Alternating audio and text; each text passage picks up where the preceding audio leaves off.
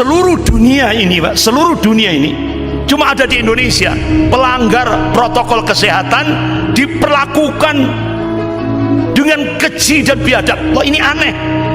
Yang merubah dasar negara PDIP, yang merubah ketuhanan yang Maha Esa dirubah jadi ketuhanan berbudayaan PDIP, yang koruptor, sarang koruptor PDIP, yang jadi buron, koruptornya jadi buron itu juga dari PDIP, yang melakukan makar terhadap Papua itu Benny Wenda, tapi yang dibubarkan FPI. Masuk akal enggak?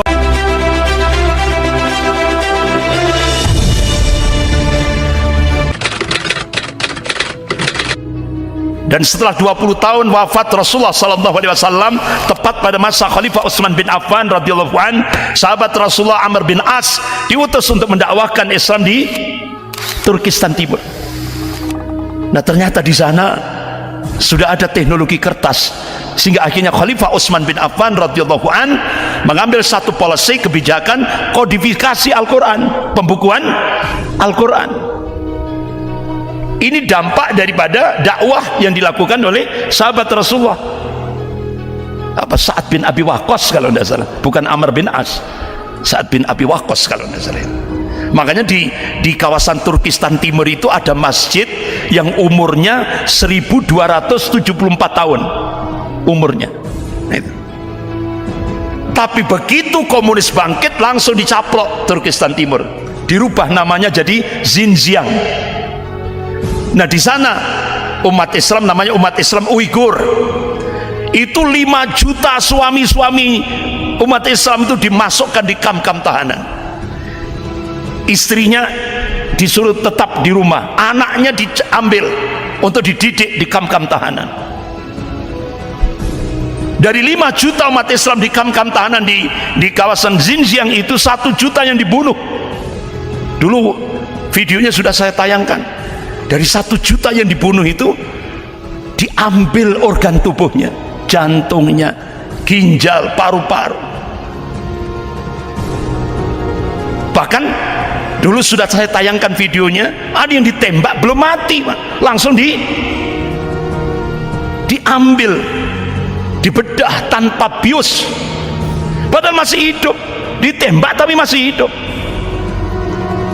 Jahat sekali.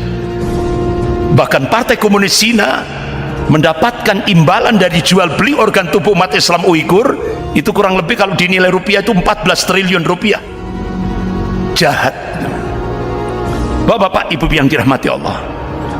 Kemudian India, Perdana Menteri India memerintahkan untuk melakukan genosida, pemusnahan massal kaum muslimin yang ada di India. Dulu videonya sudah saya. Ini masa-masa penyiksaan kaum muslimin lingkup global. Dalilnya apa? Tadi kan sudah saya sampaikan, surah Al-Imran ayat 140, wa yattakhidha minkum syuhada, dan Allah ingin menghendaki sebagian mukmin mati syahid. Itu yang dikehendaki oleh Allah. Makanya saat-saat penyiksaan kaum muslimin di beberapa belahan dunia ini, jangan memakai kacamata manusia, tapi pakailah kacamata iman. Ini yang dikehendaki oleh Allah. Itu kemuliaan dari sisi Allah. Makanya jangan sekali-kali mengatakan orang yang mati syahid itu mati. Jangan. Orang yang mati syahid kata Allah itu tetap hidup, dan Allah sendiri yang memberikan rizki dari sisinya. Itu. Bapak-bapak, ibu-ibu yang dirahmati Allah. Kemudian Palestina, Suriah. Nah, kira-kira penyiksaan kaum muslimin di Indonesia ada enggak? Ada enggak? Ada. Di tengah-tengah mayoritas muslim di Indonesia, ya kan? Ketika kita memasuki era Nasakom jilid 2, memasuki Nasakom jilid 2 ini, berapa umat Islam di Indonesia yang jadi target untuk dibunuh? Di Indonesia juga ada. Ya, makanya Nasakom jilid 2 ini kan, kalau dulu nasionalisnya PNI, agamanya NU, terus komunisnya PKI. Kalau sekarang nasionalisnya PDIP, agamanya Islam Nusantara, kemudian komunisnya PKI Perjuangan. Ini Nasakom jilid 2. Bahkan yang kita saksikan, bapak-bapak ibu yang dirahmati Allah, saya kira gambar ini nggak usah saya terangkan, saya kira ini sudah kita saksikan seperti ini. Gambar saja. Ini Nasakom jilid 2, membuka hubungan pada Israel, Yahudi dan Nasrani, Vatikan. Ya, bapak-bapak, ini gambar-gambar saja. Saya kira bapak ibu semuanya paham. Ketika pertama mulus, karena di sana ada Stan Greenberg,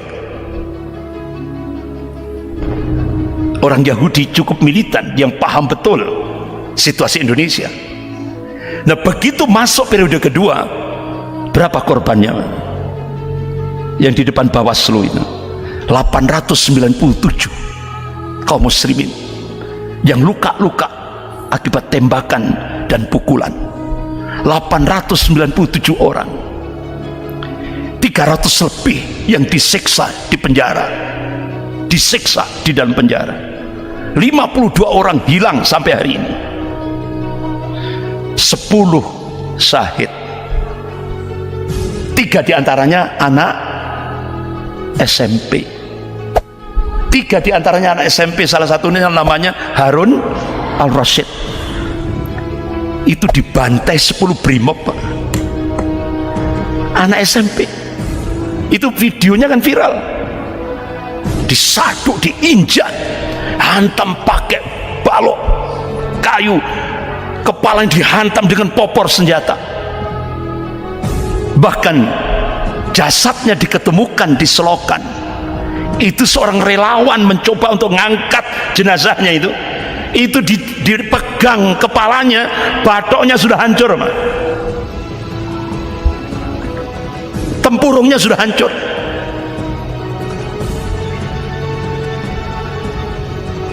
Di Indonesia sudah ada penyiksaan seperti ini. Padahal konstitusi negara kemanusiaan yang adil dan beradab. Tapi Indonesia berubah jadi negara biadab. Ini, bapak-bapak ibu yang dirahmati Allah, padahal kita diingatkan oleh Allah Subhanahu wa taala dalam surah An-Nisa ayat 93, a'udzubillahi minasyaitonir rajim, wa may yaqtul mu'minan muta'ammidan fajaza'uhu jahannam khalidan fiha wa ghadiballahu alaihi wa la'annahu wa 'adda lahu 'adzaban 'adzim. Dan barang siapa yang membunuh seorang mukmin dengan sengaja, maka balasannya ialah jahanam dan kekal ia di dalamnya, dan Allah murka kepadanya dan mengutukinya serta menyediakan, Allah akan siapkan azab yang lebih besar. Bahkan Rasulullah mengabarkan, qala Rasulullah sallallahu alaihi wasallam, la zabala dunya ahwan wa 'ala Allah min qatal mu'minin bighairi haqq. Jadi hilangnya, hancurnya dunia itu lebih ringan bagi Allah dibanding dengan terbunuhnya seorang mukmin tanpa alasan yang hak. Jadi mahal, Pak, darahnya seorang muslim. Tapi di Indonesia murah sekali.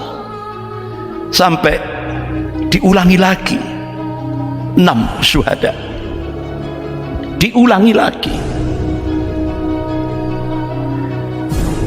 Ini benar-benar kejahatan kemanusiaan yang sangat biadab. Ada 19 lubang tembakan di 6 jasad syuhada ini. 19 tembakan. Dan ternyata disiksa dulu di sebuah tempat. Ya coba, ada yang melepuh punggungnya. Itu ada informasi dibakar, ada informasi disiram air keras. Ada goresan di sayat lehernya. Bahkan ditembak dari belakang dan jarak dekat, tembus ke mata. Ini ada yang tembak di sini, tembus ke sini. Jebol, Pak, masih serbuk misiu itu masih ada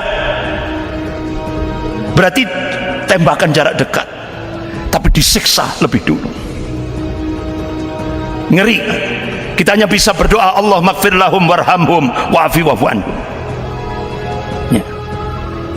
Bahkan luar negeri juga menyoroti ini, Pak. Bahkan sampai media-media internasional, seluruh dunia ini, Pak, seluruh dunia ini, cuma ada di Indonesia pelanggar protokol kesehatan diperlakukan dengan keji dan biadab. Seluruh dunia cuma ada di Indonesia ini, disiksa, ditembak, dibunuh dengan cara-cara yang biadab. Sampai ke Dubes Jerman, beliau punya satelit, dia tahu data-datanya. Bahkan Dr. Len Wilson, ini dosen senior di Murdoch University Australia Barat, diprihatin kenapa Indonesia berubah jadi negara biadab terhadap rakyatnya sendiri. Bahkan sampai umat Islam Amerika minta meninggalnya 6 laskar FPI diusut tuntas.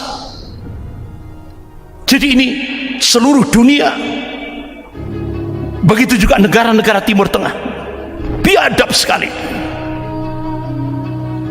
Bapak ibu yang dirahmati Allah, akhirnya rezim panik sehingga rest area kilometer 50 ditutup untuk selama-lamanya untuk menghilangkan jejak. Bahkan akhirnya bapak ibu yang dirahmati Allah, yang terjadi sampai Komisi 3 DPR RI Pak Muhammad Syafi'i, negara tidak boleh kalah dari oknum polisi pelanggar hukum.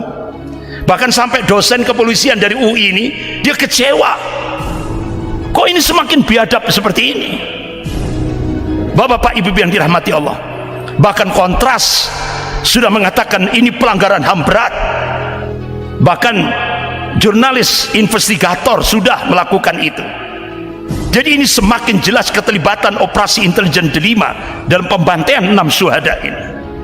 Bapak ibu yang dirahmati Allah, jadi ini praktek-praktek komunis, ini sejarah berulang lagi ya. Bahkan bapak ibu yang dirahmati Allah, ini aneh, yang merubah dasar negara PDIP, yang merubah ketuhanan yang Maha Esa dirubah jadi ketuhanan berbudayaan PDIP, yang koruptor, sarang koruptor PDIP, yang jadi buron, koruptornya jadi buron itu juga dari PDIP, yang melakukan makar terhadap Papua itu Benny Wenda, tapi yang dibubarkan FPI. Masuk akal enggak?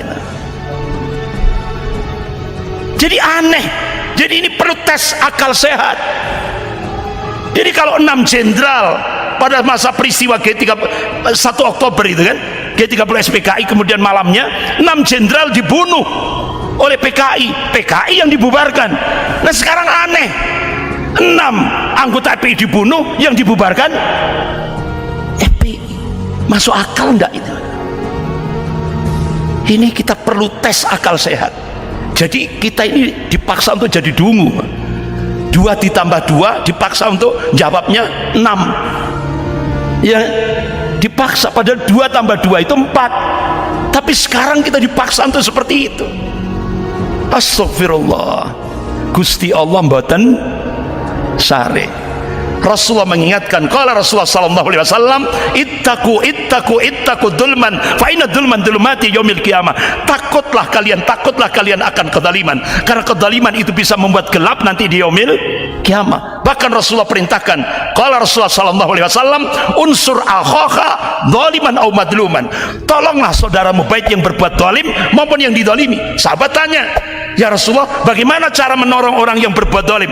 Cegah kezalimannya. Sementara yang dizalimi bantu, karena Allah perintahkan wa ta'awanu 'alal birri wat taqwa.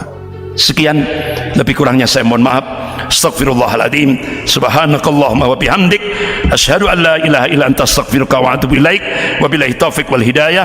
Wassalamualaikum warahmatullahi wabarakatuh.